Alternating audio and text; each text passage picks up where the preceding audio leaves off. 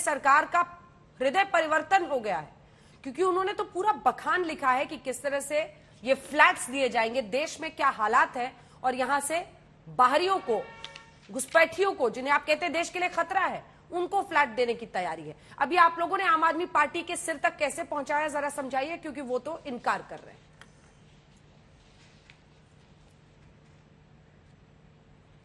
अंजना जी, सरल भाषा में समझाता हूं, क्योंकि कई बार ऐसा होता है कि जो लोग ओछी हल्की राजनीति करते हैं, जब कुछ महीन बातें आप बताइए तो वो उसको घुमा देते हैं। तो सरल भाषा में, संसद के पटल पर जो वक्तव्य दिया जाता है वो सरकार की नीति होती है, और इतिहास गवाह है कि इन 40,000 से 50,000 रोहिंग्या को घुसाने वाली कांग्रेस की सरकार है।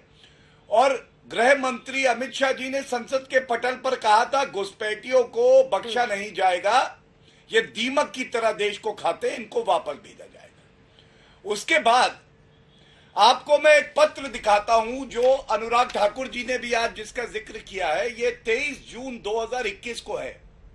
ये दिल्ली सरकार की नीति है।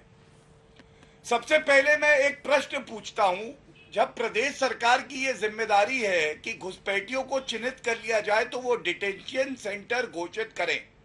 आज तक पे मैं चुनौती देता हूं आपके प्रवक्ता को, वो कृपया करके इधर उधर की बात ना करें और ये जरूर बता दें कि अरविंद केजरीवाल जी ने जो रोहिंग्या आइडेंटिफाई हुए, जो घुसपैठिए हैं, उनके डिटेंशन सेंटर को चिन्हित करके नोटिफाई किया है या नहीं, पहला। दूसरा, ये पत्र दिल्ली सरकार लिख रही है, डेप्यूटी सेक्रेटरी होम, दिल्ली सरकार का होम डिपार्टमेंट, और ये क्या कहता है?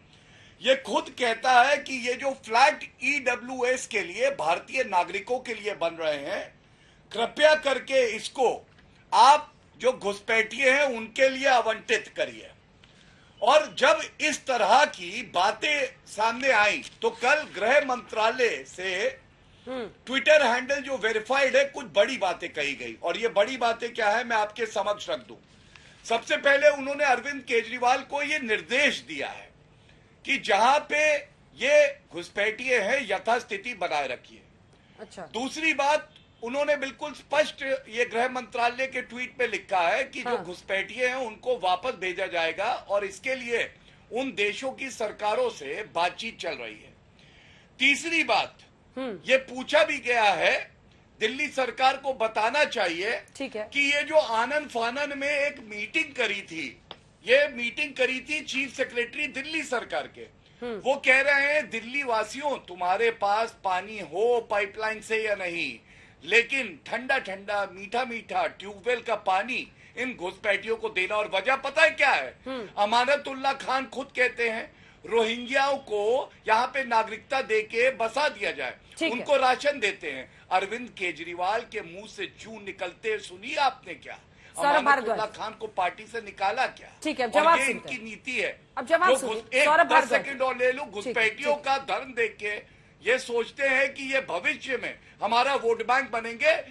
देश की सुरक्षा इनके लिए सर्वोपरि नहीं है जो मोदी जी के लिए। ठीक है, सौरभ भारद्वाज जी, 3 बिंदुओं पर उन्होंने घेरा है। पहले तो डिटेंशन सेंटर को लेकर, चीफ सेक्रेटरी की चिट्ठी को लेकर, और तीसरा मुद्दा जिस पर वो कह रहे हैं अमानतुल्लाह खान। तीनों पर आपका जवाब। और आखिर क्यों, अगर ये मामला इस तरह का है, कई सारी मीडिया रिपोर्ट्स भी पहले की है कि उनको तमाम सुविधाएं मुहैया करा रहे हैं, ऐसा आपने हाईकोर्ट में कहा है, तो फिर इससे पीछे हटना क्यों? देखिए अंजना जी, सबसे पहली और बड़ी बात तो ये है, केंद्र सरकार के एक senior minister Hardeep Puri bureaucrat रहे हैं, फॉरेन अफेयर्स में काम करते रहे हैं। उन्होंने क्रेडिट लिया सुबह सुबह 7:30 बजे 2 ट्वीट करके कि इससे बढ़िया लैंडमार्क डिसीजन हुआ नहीं है। केंद्र सरकार ने एक लैंडमार्क डिसीजन लिया है कि इन रोहिंग्या रिफ्यूजियों को हम लोग ईडब्ल्यूएस फ्लैट बक्करवाला में देंगे। इन्होंने लिखा है, हमने नहीं लिखा। और इन्होंने ये भी लिखा कि हम लोग इनको यूनाइटेड, ये देखिए India, Hardeep Singh Puri verified handle है, India has always welcome those who have sought refuge in the country in a landmark decision. All Rohingya refugees will be shifted to the EWS flats in Bakkarwala area of Delhi. They will be provided basic amenities United Nations ID cards and round the clock Delhi police protection, और tag किसको किया है? PMO India, प्रधानमंत्री कार्यालय को tag किया इन्होंने सुबह 7:30 बजे। उसके बाद क्या लिखा उन्होंने?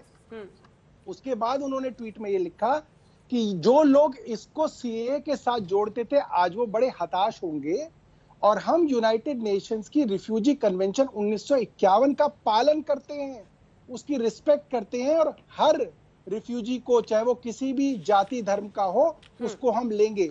तो यूनाइटेड नेशंस की जो रिफ्यूजी कन्वेंशन है 1951 की, अंजना जी, उसका भारत सिग्नेटरी नहीं है।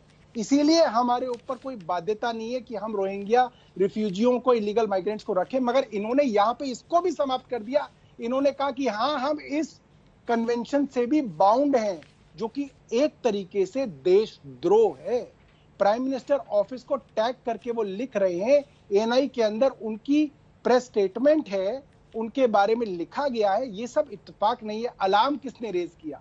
मैंने रेज किया। मैंने 10:30 बजे हरदीप पुरी जी के ट्वीट को कोट करते हुए लिखा कि हम ये नहीं होने देंगे, दिल्ली के लोग और दिल्ली की सरकार नहीं होने देगी कि आप रोहिंग्या रिफ्यूजियों को ईडब्ल्यूएस फ्लैट दीजिए।